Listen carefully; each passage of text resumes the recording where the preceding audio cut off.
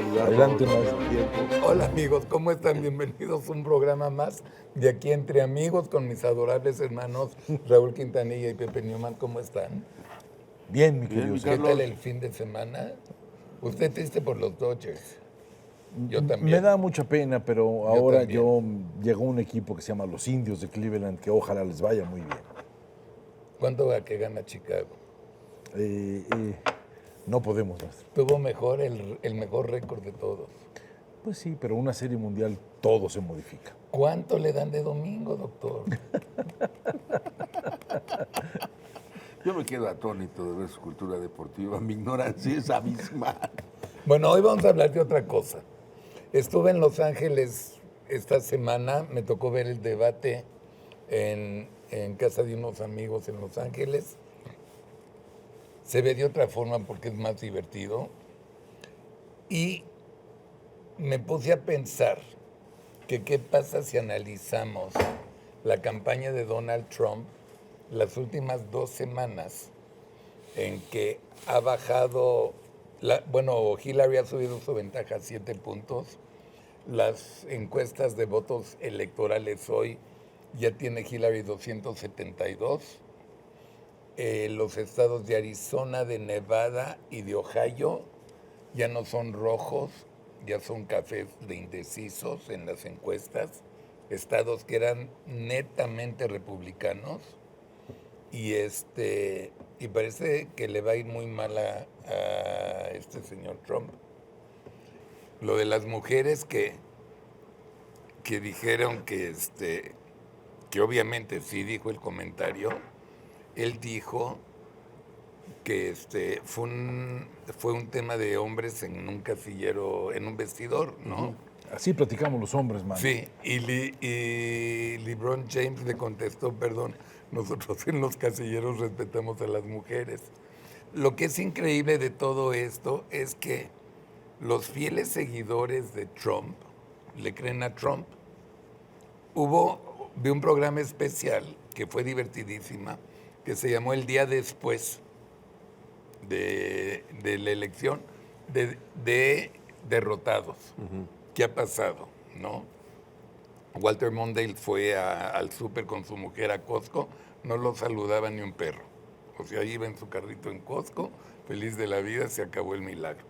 Pero entrevistaron a los votos duros de Trump y le preguntaron, oiga, señoras, ¿qué opinan? ¿Va a haber fraude en la elección? Por supuesto. Claro. Y oiga, ¿y cómo va a ser el fraude? Lo dijo Trump. Entonces, ya no abro más la boca. Yo quiero decir una cosa. Trump fue muy interesante lo del debate porque a pesar de que Hillary Clinton es una persona que no era muy bien aceptada por la sociedad y no muy simpática Sí. en cuanto a tonos de Carismática. carisma y todo este tipo de cosas, creo que llegó perfectamente entrenada a ese debate y tiene una característica de político gringo que sirve muchísimo, que el político gringo cuando va hacia algo trascendental y busca asesores se vuelve muy obediente, porque para eso contrató a un grupo de asesores. Aquí en México trate de asesorar a alguien y con esto de la libre improvisación y de la inspiración, aquello sale un margallate y que alguien obedezca es muy difícil. Pero ¿por qué voy? A mí me obedecen. Porque creo que... Yo sí soy. Porque usted es un hombre afortunado y... No, yo sí los traigo. Pues sí, pero bueno, vamos a hablar Pero de por Trump. excepción, sí. ¿Sí? ¿Y pagan? Sí. Y bueno, y Clay Clinton creo que mostró en este último debate atractivo, que es la capacidad de persuadir, y carisma, que es esta capacidad de poder pensar en algo que sale bien. Y Trump, en este debate y en las últimas semanas, ha utilizado un tipo de lenguaje que no tiene que ver con lo emocional, tiene que ver con el lenguaje contundente que te golpea en el lóbulo frontal y que se te queda grabado a base de una memorabilidad por su fuerza o por su contundencia. De ahí a que sea cierto o no sea cierto o tenga sustento, es algo que a él no le importa. Ha dicho una gran cantidad de cosas que se quedan en el lóbulo frontal, o sea, se quedan en la parte racional de los seres humanos de un grupo de personas, y ese grupo de personas no es que lo crea, es que lo toma como una verdad, y esa verdad no está a discusión. Ese es el lenguaje que Trump ha manejado. Pero también creo que Trump pertenece a una generación que ya hemos visto. O sea, entre Berlusconi y él no hay una enorme diferencia. Son tipos que fueron creados en el ámbito de los negocios. Trump es un hombre de medios, no es un hombre de política, es un hombre de negocios, con todo lo que eso implica para cómo hacen los negocios. Pero Berlusconi es un hombre de negocios, Trump es un hombre de negocios. ¿Por qué están fascinados? Porque les encanta ser vistos, no les encanta la posibilidad de poder de alguna manera estructurar ideas concretas y precisas. O sea, es la parte oscura del narcisismo que no les permite de alguna manera trascender, pero están en un proceso de autofascinación. Yo no le veo mayor posibilidad. Pepe Newman, ¿qué hace que el público duro, el voto duro de Trump o de Berlusconi o de Andrés Manuel O de eso, señores. no cuestionen? O sea, le preguntaron cómo va a ser el fraude. ¿Quién sabe? Lo dijo este.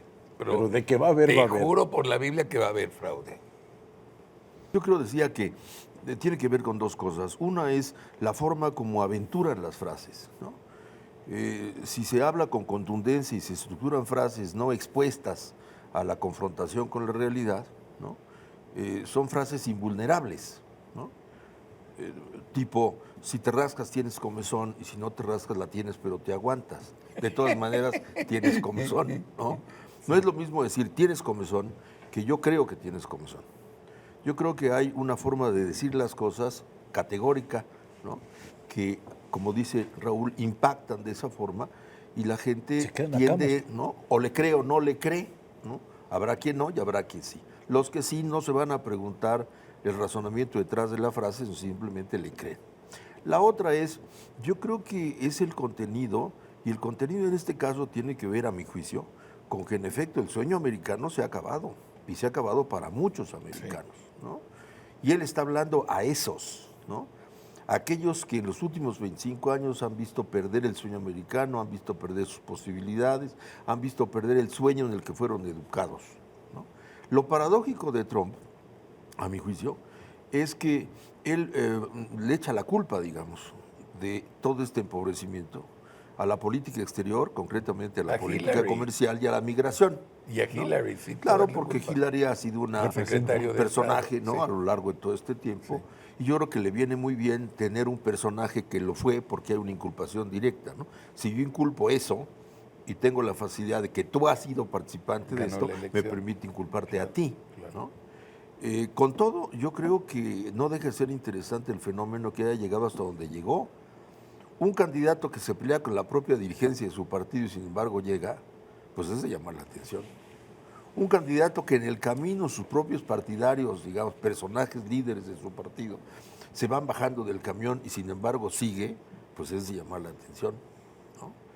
Yo creo que el fenómeno Trump no va a pasar desapercibido como una experiencia política para ti como publicista, para los analistas políticos. Por supuesto. Aparte, en el mundo norteamericano, en donde el populismo, según ellos, era propiedad, ¿no? De países subdesarrollados. De países que no tuvieran patrones educativos. Sí, pues, ya en un convento le salió un ateo, ¿no? A mí me hace reír. No, sí. Porque yo creo que el Partido Republicano, después de esto, tiene una grave o fisura o fractura, ¿sí? En que tienen que solucionar entre ellos porque su lenguaje fue minado, ¿sí? Y se minó desde adentro, que como deben ser los posibles cambios que son llevados para quitarle la esencia o la naturaleza, porque el discurso de Trump iba más allá de los discursos demócrata republicano. Creó un lenguaje, pues, en los Estados Unidos. Ahí voy. De los 8 o 10 candidatos, precandidatos republicanos, no hacías uno. El Marco Cruz, un retrasado mental. Puros imbéciles, pero puros absolutos imbéciles. Y ahí está la clave. Él encontró su lenguaje.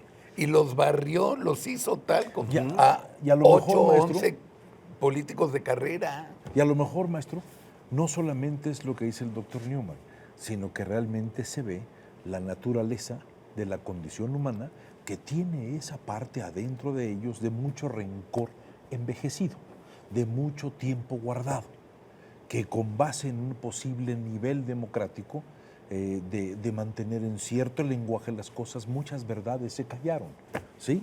Y cuando se abre la puerta, sale la consistencia de todo lo que tiene un proceso de detrimento. Pero Lo que pasa es que el lenguaje, digamos, público del Estado norteamericano siguen siendo el país de la ensoñación, de la oportunidad y de la libertad. El país líder. Sí, en la práctica, muchos americanos han visto caer ese sueño, ¿no?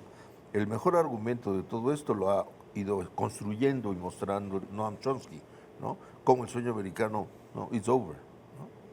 Y entonces hay ese desencanto de muchos, ¿no? Que yo creo que es la sintonía que encontró Trump, ¿no? Lo curioso es que él en lo personal es un hombre de éxito, ¿no? Él no es precisamente un hombre golpeado, bueno, pero no tiene el éxito nivel que de vida dice del tener, americano pero medio, ciertamente, bravo. digamos, no es una persona de color, no, No, es un no, latino no, que haya tenido que ¿no? andar piscando papa, ¿no? Lo curioso es que un hombre con esa historia y con ese perfil, ¿Llegó a donde ¿no? llegó? Haga voz, ¿no? Lleve en su voz la convocatoria a todas esas personas que han sido lastimadas por la economía norteamericana. Y junto con la economía yo creo que el descrédito de los políticos, ¿no?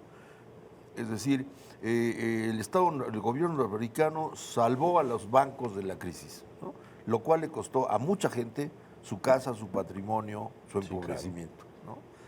Ahora, lo curioso es que él, después de sus ataques, ha sugerido que implementaría propuestas, ¿no? Que van en contra o acabarían teniendo los efectos que critican, ¿no? Muchas de las propuestas que ha aventurado, yo creo que tendrían consecuencias como las que él lamenta. Sí. Por ejemplo, él insiste en seguir recortando impuestos, ¿no? Para hacerse grato a un público.